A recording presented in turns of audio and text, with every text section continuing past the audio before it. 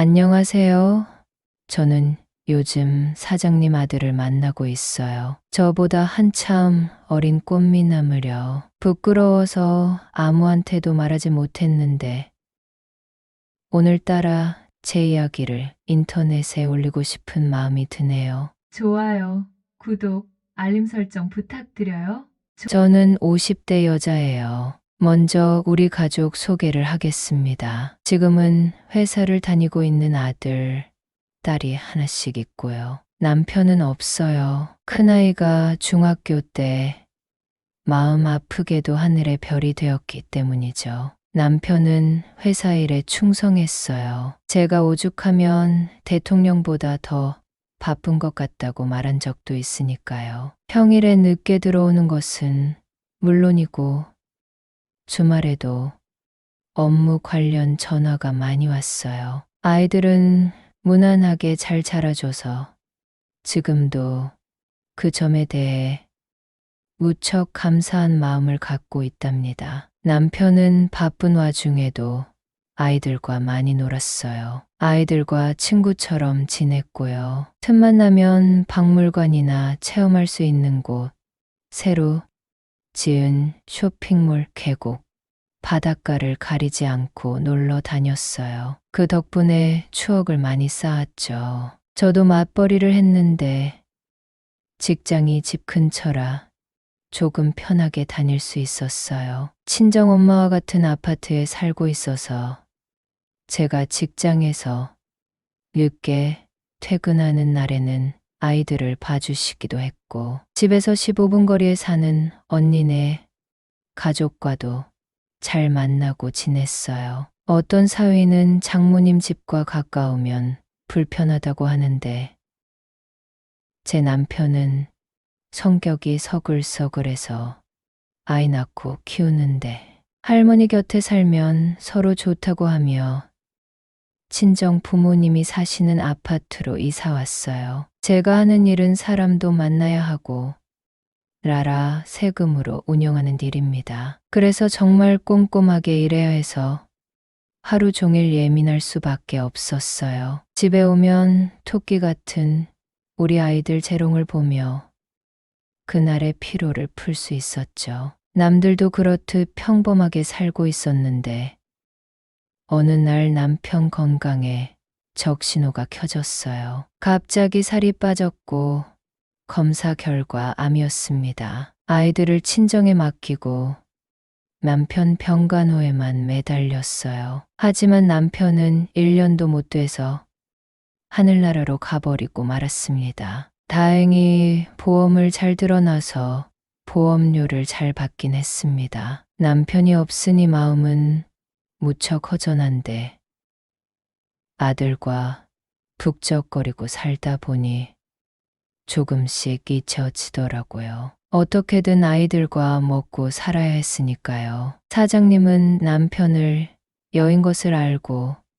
다시 일하러 나오라고 불러주셨어요. 한동안 일하기 힘들었지만 격려해 주셔서 감사하게 일할 수 있었어요. 잠자리에 들기 전 지역 카페에서 그를 보게 되었는데 저처럼 마음 아픈 일을 겪은 사람도 꽤 되더라고요. 그런 분들과 모임을 갖게 되었고 힘든 마음을 조금씩 내려놓게 되었어요. 물론 종교의 힘도 한몫했고요. 우리 가족은 다시 힘을 내서 일어났어요. 제가 다니는 직장은 나라 돈으로 운영된다고 했잖아요. 그런데 사무직원이 일 처리를 잘못해서 조사를 받게 되었습니다. 그 결과 그동안 많은 돈을 부당 청구했고 그게 탄로나 모두 갚아야 하는 상황이 되었습니다. 사장님은 이를 해결해 보겠다고 나섰고 저희 사업장은 일 처리를 잘못한 것이 소문이 나 사업을 접게 되었습니다. 저는 그 일로 인해 실업자가 되었죠. 물론 사업장 폐업으로 인해 실업급여를 받으면서 몇 달간 버틸 수 있었어요. 하지만 아이들의 교육비가 어디 한두 푼인가요?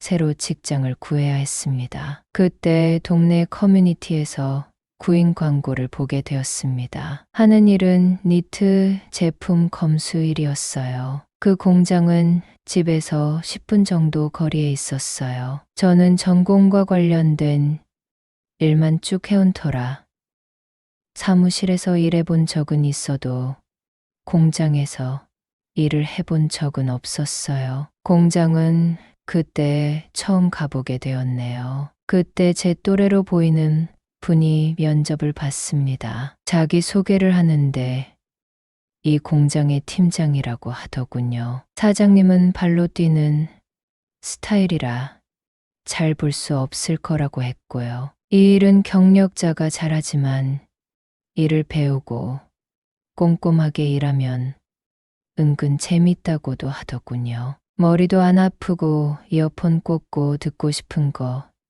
들으면서 하루 할당량만 채우면 된다고 하더라고요. 이 일도 적응이 되면 재밌겠다 싶었죠. 할 수 있으면 지금 대답하라고 해서 그 다음 주 월요일부터 출근하겠다고 했어요. 그리고 공장에 나가기 시작했어요. 같이 일하는 분들과 인사를 나누고 일하기 시작했어요. 12시가 되니 근처 식당에서 밥을 먹고 돈은 안 내더라고요. 식당과 계약을 해서 나중에 정산해 준다고 하더라고요. 1시까지 커피 마시고 같이 일하는 분들과 가볍게 수다 떨고 다시 일을 했어요. 3시가 되니 일을 멈추라고 하더라고요. 이게 무슨 상황인가 싶어 옆에 앉은 분에게 물어보니 간식 시간이라고 하더라고요. 공장에는 젊은 남자 직원이 있었는데 꽤 미남이더라고요. 같이 일하는 언니에게 물어보니 사장님의 아들인데 이름은 수민이고 대학 졸업하고 경영 수업 받고 있다고 하더라고요. 수민 씨는 아줌마들에게 간식을 하나씩 나눠주며 상냥하게 인사를 건네더라고요. 다른 직원들에게도 마찬가지였어요. 함께 일하는 직원은 주로 40대에서 50대 중년 여성이 많았고 60대 후반으로 보이는 왕언니도 있었어요. 공장 일은 반복 작업을 하는 것이라 어깨와 팔이 아팠어요. 이렇게 일하다가 직업병에 걸리겠다 싶었죠. 하지만 같이 일하는 언니가 이 일도 하다 보면 적응이 돼. 처음엔 병원 가서 물리치료 받아. 하지만 나중엔 몸에 배서 안 아프니 지나가는 과정이라고 생각해라고 하더라고요. 그 언니 말이 맞았어요. 일 시작하고 몇 주간 퇴근하고 병원 신세를 졌습니다. 여러분은 써리모의 영상을 재미있게 듣고 계십니다. 되도록 팔을 쓰지 말라는데 주부가 그게 가능한가요? 집에서 아이들 밥 차려주고 빨래하고 설거지하고 정리하고 쉴 틈이 없었습니다. 엄마가 공장 다닌다고 안쓰러워하는 딸은 세수수건에 물을 적셔 비닐에 넣고 전자레인지에 1분간 돌려서 스팀 타월을 만들었어요. 아픈 부위에 지그시 대고 있으면 뭉친 근육이 풀렸고요. 몸은 힘들었으나 서류 볼 일도 없고 동네 아줌마들과 친해질 수 있어서 재밌게 다니고 있었어요. 부끄럽지만 제 소개를 하자면 어렸을 때부터 예쁘다는 칭찬을 많이 들었어요. 키는 보통인데 아이 둘 낳은 아줌마인데도 살이 안 찌는 체질이에요. 정말 감사하죠. 남들은 살 뺀다고 돈을 엄청 들이던데 저는 평생 다이어트를 해본 적이 없으니까요. 제가 봐도 니트 공장에서 일하는 사람 중에서 제 외모가 가장 예쁜 것 같았습니다. 저는 사실 매일 수민 씨를 보는 낙으로 공장에 다니고 있었습니다. 수민 씨는 매일 상냥하게 수고 많으세요. 맛있게 드세요라고 말하며 새로운 간식을 사다 줬습니다. 사람 마음이 참 이상하죠. 아들보다 나이 차이가 몇 살 안 되는 수민 씨에게 마음이 쓰이기 시작했어요. 같이 일하는 언니에게 수민 씨는 애인이 있냐고 물었더니 그건 잘 모르지만 아마도 없을 거라고 했습니다. 제가 이렇게 이상한 마음을 품을 줄은 정말 몰랐어요. 수민 씨에게 잘 보이려고 매일 예쁜 옷을 입고 갔어요. 일하기 편한 옷을 입고 가야 하는데 불편함을 감수하고 딱 달라붙는 옷을 입고 갔어요. 아까 썼듯이 제 몸매에 자신이 있었으니까요. 수민 씨는 간식을 주고 가면서 저를 한 번 더 쳐다보고 가는 게 느껴졌어요. 월 초에 일을 시작해서 말일이 되었습니다. 공장은 매달 말일에 급여를 줬어요. 그리고 말일에 회식을 한다는 걸 알게 되었어요. 그때 사장님을 처음 뵙게 되었는데 수민 씨는 아버지를 많이 닮았다는 생각이 들었어요. 회식 자리는 정말 재밌더군요. 사장님은 우리 공장 물건이 좋다고 소문이 났고 해외 10개국에 수출될 거라고 하더군요. 앞으로 더 바빠질 테니 각오하라고 했고 여러분이 열심히 일해 주신 덕이니 이번 월급은 2배를 보냈어요. 라는 말이 끝나기가 무섭게 모두들 환호성을 질렀습니다. 사장님은 정말 통도 크고 성격도 좋아 보였습니다. 해물찜에 맥주를 곁들여 먹으니 기분도 한층 업되는 것 같았습니다. 그날은 2차로 노래방에 갔어요. 사장님은 이런 날에 사장은 빨리 가야 한다고 자리를 피해줬고 남은 직원들 모두 즐거운 시간을 보냈습니다. 그때 마음 떨리는 일이 생겼어요. 수민 씨가 마이크를 잡고 발라드를 부르는데 노래도 곧잘 부르더군요. 잘생긴 데다가 노래까지 잘하니 마음이 쓰이기 시작했어요. 술을 마신 데다가 노래 가사까지 슬프니 저는 주책맞게도 눈물을 흘리고 말았습니다. 수민 씨는 노래를 부르면서 제 손을 잡아 일으켰고 저희는 같이 노래를 불렀습니다. 그때 아줌마들은 잘해봐, 잘해봐 하고 외치더군요. 아줌마들의 말대로 수민 씨와 잘해보고 싶은 생각에 심장이 구근거려 혼났습니다. 노래방에서 나온 직원들은 서둘러 집에 갔고 저 역시 집에 가고 있었어요. 저희 집 방향으로 가는 사람은 저 혼자였는데 뒤에서 김은혜 씨 잠깐만요 라고 하는 게 아니겠어요.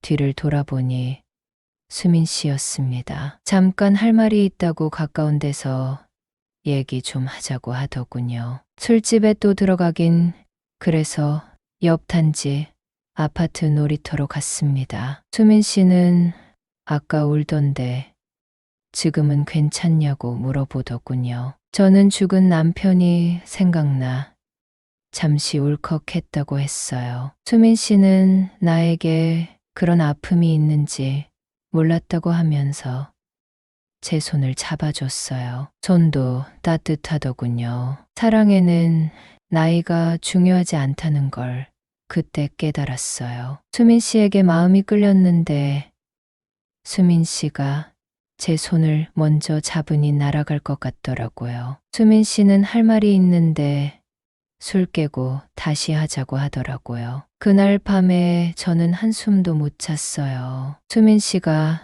사장 아들이라서 좋은 게 아니었어요. 자상하고 선한 인상 때문에 남자로 느껴졌고 기회가 된다면 만나보고 싶었거든요. 다음 날 아침 출근 직전에 문자 메시지가 왔어요. 퇴근하고 얘기하고 싶은데 스타벅스로 올 수 있겠냐고 하더라고요. 저는 잠시 뜸을 들이다가 네, 당연히 되죠라고 답신을 보냈습니다. 그날 잠도 못 자고 일했는데 어디서 그런 에너지가 나오는지 가뿐하게 일하고 민수 씨를 만났어요. 민수 씨는 저와 만나보고 싶다고 하더군요. 우리는 그날 이후부터 직원들 몰래 눈빛을 교환했어요. 데이트 횟수도 늘어났고 밤에 좋은 시간도 보냈어요. 민수 씨는 어느 날 이런 말도 하더군요. 공장 사무실 안쪽에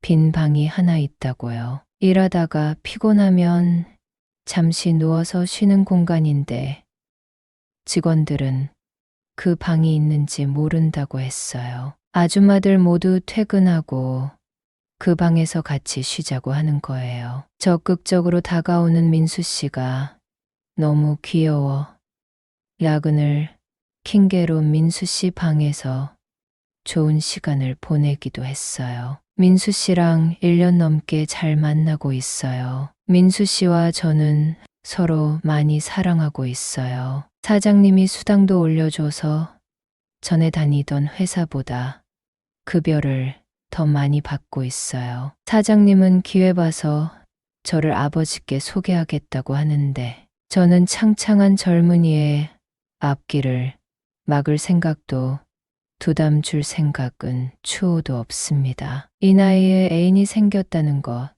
자체가 신기할 따름이에요. 제 상황도 꽤 만족스럽고요. 과부 마음 알아주는 고마운 민수 씨가 급하다면 얼른 달려갈 생각이에요.